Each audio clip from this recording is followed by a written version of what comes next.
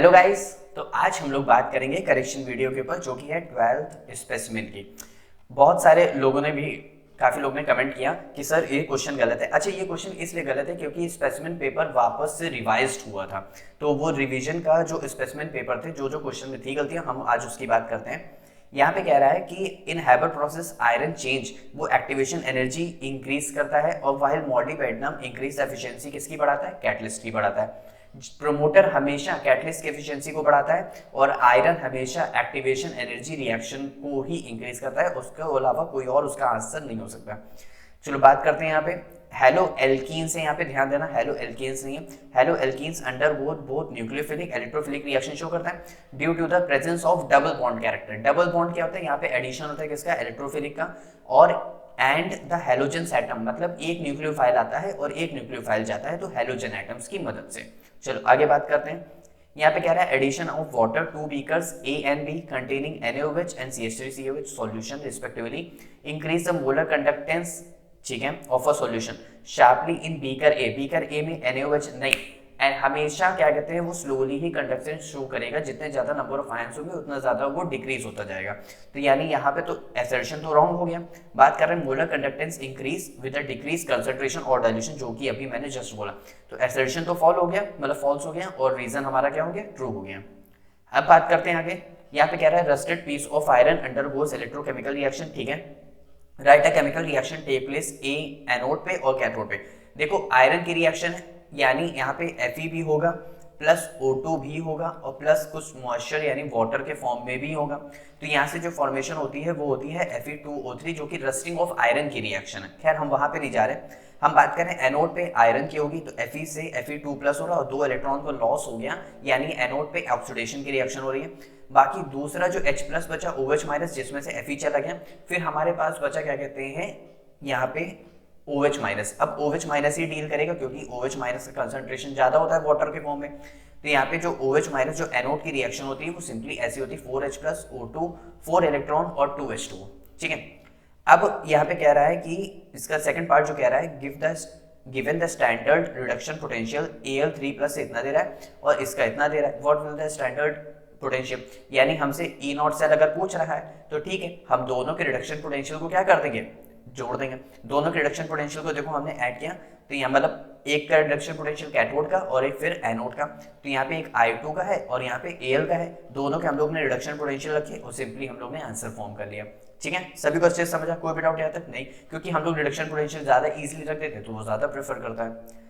अब कह रहा है यहाँ पे क्वेश्चन नंबर 12। अच्छा, यहाँ तक मैंने आप लोग को x की वैल्यू 2 निकाल के बता दिया था, तो मैंने आप लोग से पूछा भी था कि आप लोग से y की वैल्यू कितनी आएगी, लेकिन काफी सारे लोगों ने कहा कि आप सर आपकी x की वैल्यू 2 गलत है। लेकिन x की वैल्यू 2 सही है भाई, ये गलत नहीं है। आप कहीं भी किसी वीडियो में देखोगे, कहीं भी इसके सॉल्यूशन देखोगे, नेट पे भी अब तो अवेलेबल ही है, तो x की वैल्यू यहाँ पे 2 ही है और उसके अलावा कोई और नहीं है। मुझे लगा था शायद आप लोग y की वैल्यू से कैलकुलेट कर सकते हो।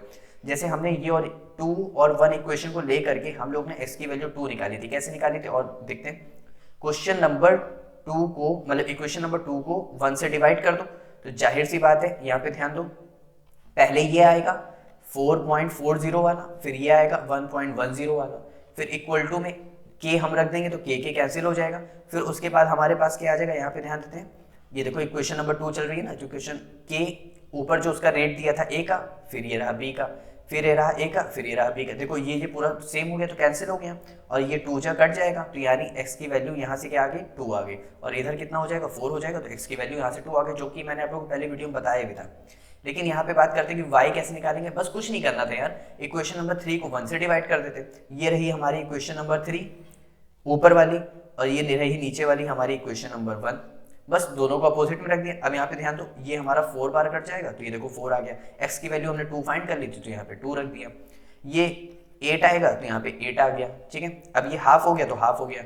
इसको सिंपली कैलकुलेट करने के बाद हमारे पास जो y की वैल्यू है वो हमारे पास कितनी आ रही है? वो y की वैल्यू हमारे पास आ रही है 1 आ रही है, ठीक है। तो यहाँ से रेट हमारा कितना आ गया? a की पावर 2 जो कि x था, b की पावर 1 जो कि हमारे पास y था, और x और y हमको फाइंड करना तो फाइंड कर ले। अगर ऑर्डर पूछ लेगा तो x प्लस y यानी 3 हो जाएगा, ठीक है। सभी को अच्छे समझ आ रहा है? कोई भी डाउट यहाँ तक नहीं? आगे देखें, अब आगे देखते हैं यहाँ पे। अब कह रहा है क्वेश्चन नंबर 15। देखो क्वेश्चन नंबर 15 थोड़ा सा ध्यान रखने वाला है, क्योंकि बच्चे यहाँ पे काफी ज्यादा गलती कर भी रहे हैं। क्योंकि ये हमारे 12th का कॉन्सेप्ट नहीं है, ये क्लास 11th का कॉन्सेप्ट इन्होंने डाल दिया है। Vapour pressure of water liquid जो कि इक्विलिब्रियम चैप्टर का है। इक्विलिब्रियम चैप्टर में जब भी इक्विलिब्रियम के बारे में बात हुई है तो वो हमेशा बात करी है ली चैटलियर प्रिंसिपल ने। किसने बात करी है? ली चैटलियर प्रिंसिपल ने। उन्होंने कहा था इक्विलिब्रियम जब तक, मतलब इक्विलिब्रियम कभी भी जब तक डिस्टर्ब नहीं होगा जब तक हम कुछ भी टेम्परेचर का अमाउंट या तो इंक्रीज या डिक्रीज नहीं करते। मतलब जो भी मेरे पास एक कंटेनर है उसमें जो भी लिक्विड है उसमें उसके जो भी वेपर प्रेशर है वो उतना ही प्रेशर लिक्विड पे लगाएंगे और वो लिक्विड उतना ही प्रेशर वेपर प्रेशर पे लगाएगा। तो जो बीच में उनके इक्विलिब्रियम आ जाएगा इवैपोरेशन और कंडेंसेशन के बीच में, वही हमारा कहला रहा है, क्या कहते हैं, ली चैटलियर प्रिंसिपल। ठीक है, लेकिन वो सिर्फ और सिर्फ डिपेंड होगा टेम्परेचर पे। तो at room temperature the vapour pressure of इतना इतना। ठीक है, what will be the vapor pressure of water if the volume of water reduced, इतना कम कर दें without any change in temperature, give a reason। भाई जब टेम्परेचर चेंज करेंगे ही नहीं तो यानी उसका अमाउंट भी चेंज नहीं होगा, यानी अगर 25 mm Hg है तो यहाँ पे भी 25 mm of Hg रहेगा ही रहेगा। फिर कह रहा है what will be the temperature if more water at room temperature. देखो फिर रूम टेम्परेचर पे ऊपर इक्वेशन थी और नीचे भी वही रूम टेम्परेचर पे ही बात कर रहा है। इसका मतलब फिर कोई चेंज नहीं होगा, इक्विलिब्रियम फिर यहाँ से चेंज नहीं होगा। तो एट यानी 25 डिग्री से 25 mm ऑफ Hg पे रहेगा ही रहेगा, क्योंकि टेम्परेचर के चेंज होने से ही ली चैटलियर प्रिंसिपल यानी इक्विलिब्रियम पे इफेक्ट करता है, उसके अलावा इफेक्ट नहीं करता है। किसी कोई डाउट यहाँ तक? नहीं, चलो आगे ध्यान देते हैं यहाँ पे। अब बात कर रहे हैं यहाँ पे क्वेश्चन नंबर 16 की। क्वेश्चन नंबर 16 में यहाँ तक जैसे बात, अच्छा ये है क्या? ये है बेंजोइक एसिड। पहले बात कर लेते हैं इसके एबीसी, फिर बात करेंगे कि करेक्शन क्या था। इसकी एबीसी है यहाँ पे बेंजोइक एसिड। बेंजोइक एसिड जब भी PCl5, देखो बेंजोइक एसिड हो या तो एल्डिहाइड हो या तो एल्कोहल कुछ भी हो, जब भी PCl5 या PCl3 यानी किसी भी एक न्यूक्लियोफाइल के साथ अटैच होगा तो हमेशा कुछ नहीं करता है, हमेशा एक H उसका रिमूवल करेगा और यहाँ पे Cl आ जाएगा। देखो यहाँ से इसका एक और H Cl के फॉर्म में निकल गया, HCl निकल गया।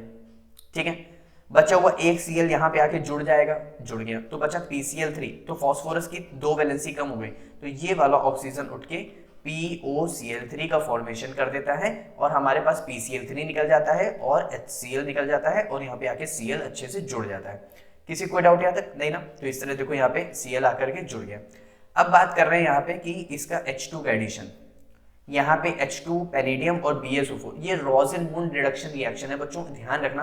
इसमें क्या होता है, एक HCl के साथ निकल जाएगा और एक H आके जुड़ जाएगा तो यहाँ पे C6H5CHO यानी बन गया बेंजल्डिहाइड। क्या बन गया? बेंजल्डिहाइड। और बेंजल्डिहाइड जब भी KCN के साथ डिस्टिलेशन रिएक्शन करता है, मतलब एल्कोहलिक KCN के साथ रिएक्शन करता है, हमेशा ध्यान रखना यहाँ पे एल्डोल कंडेंसेशन तक रिएक्शन होती है। जैसे इस तरह, जैसे मेरे पास ये है एक C डबल बॉन्ड OH और इसी की तरह हम लोग एक और मॉलिक्यूल लेते हैं।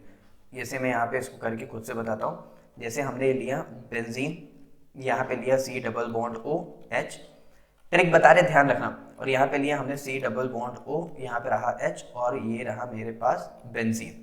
ठीक है, अब ये H उठा करके क्या करो, इसको दे दो। ये H हमने उठा के उसको दे दिया तो यहाँ पे क्या बच जाएगा, यहाँ पे ध्यान से देखना। अगर मैं इसको हटाता हूँ, यहाँ पे ध्यान देना, वो H उसके पास चला गया तो यानी ये डबल बॉन्ड टूट गया होगा। ठीक है, यहाँ पे H आ गया। ठीक है, इसके साथ कार्बन के साथ ये जो H लगा हुआ था, ये H यहाँ पे एज इट इज आके लग जाएगा इस तरह। जो C डबल बॉन्ड था उसके पास, वो C डबल बॉन्ड हो गया और यहाँ पे आ गया मेरे पास बेंजीन। यहाँ पे मेरे पास क्या आ गया, बेंजीन आ गया।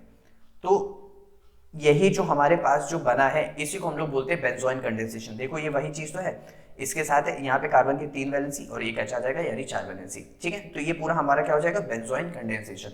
सभी को अच्छे समझा? तो यही करेक्शन था, बस थोड़ा ही बहुत था, लेकिन कोई बात नहीं। ये मैंने करेक्शन वीडियो मैंने इसके नीचे डिस्क्रिप्शन बॉक्स में इसका लिंक पे डाल दूंगा ताकि आप लोग वहां से भी जाके देख सकें। लेकिन पहले प्लीज इस वीडियो को देखना, वहां पे अपनी एनर्जी वेस्ट करने से अच्छा है पहले यहाँ पे यूज करो, फिर उसके बाद वहां पे वो स्किप करते हुए आगे बढ़ जाना। ठीक है, क्लियर? सभी को अच्छे समझ आया? चल अब अच्छे से प्रैक्टिस करना, पेपर अच्छे से देना। All the best everyone, bye bye.